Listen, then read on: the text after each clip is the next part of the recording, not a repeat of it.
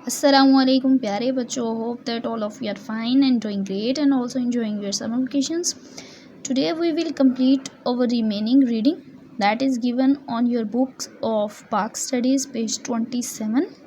From while the Shimla conference could not decide that the Muslim League was the only representative party of the Muslims, this issue was decided in 1945 to 46 elections.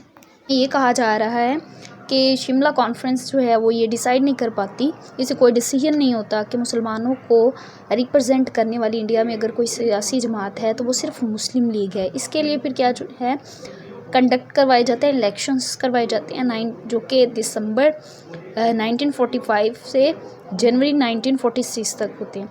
Next, The Muslim League achieved great success and emerged as the sole representative party of Muslims by winning all reserved seats for the Muslims. अब इसमें ये तो clear हो जाता है कि मुसलमानों को इंडिया में रिप्रेजेंट करने वाली अगर कोई सियासी जमात है तो वो सिर्फ मुस्लिम लीग है, क्योंकि जितनी भी मुस्लिम्स के लिए रिज़र्व सीट होती हैं उन सब पे जीत होती है मुस्लिम लीग की। अब अगर हम पिछले लेसन को रिवाइज़ करें तो उसमें हमने पढ़ा था कि वेवल जो है शिमला कॉन्फ्रेंस रखता है और उसमें मुस्लिम लीग और इंडियन नेशनल कांग्रेस के कुछ लीडर्स को बुलाता है, लेकिन उनके दरमियान जो डेडलॉक होता है वो वैसे का वैसे बरकरार रहता है और कोई डिसीजन नहीं हो पाता। अब ब्रिटेन के अंदर, इंग्लैंड के अंदर क्या होता है कि गवर्नमेंट चेंज हो जाती है। जुलाई 1945 में जो इलेक्शंस होते हैं ब्रिटेन के अंदर, यूके के अंदर, तो उसमें क्या होता है कंजर्वेटिव पार्टी का विंस्टन चर्चिल जो पहले प्राइम मिनिस्टर था उसकी जगह जो है लेबर पार्टी का एक न्यू प्राइम मिनिस्टर बनता है, क्लेमेंट एटली। अब इस टाइम पे वर्ल्ड वार 2 भी एंड हो चुकी होती है। फिर वेवल जो है वो इलेक्शंस अनाउंस कर देता है जो दिसंबर 1945 से जनवरी 1946 तक जारी रहते हैं, और जिनमें ये कहा जाता है कि अब एक न्यू कॉन्स्टिट्यूशन असम्बली बनाई जाएगी और उसमें एग्जीक्यूटिव काउंसिल भी बनाई जाएगी, लेकिन अभी भी अथॉरिटी जो है वो वाइसराय के अंडर होगी।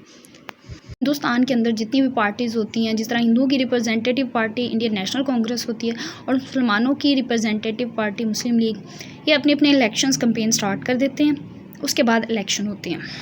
इलेक्शंस के रिज़ल्ट हम देखते हैं।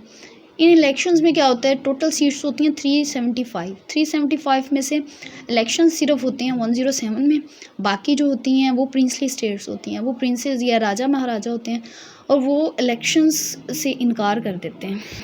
अब उन 107 में से 30 रिजर्व्ड होती हैं मुस्लिम्स के लिए और उन 30 के 30 सीट्स को मुस्लिम लीग विन करती है, और इसके अलावा 59 सीट्स होती हैं हिंदुओं के लिए और उसको विन करती है कांग्रेस। इस तरह यानी कि दोनों पार्टीज़ जो हैं अपनी अपनी जगह पे विन करती हैं।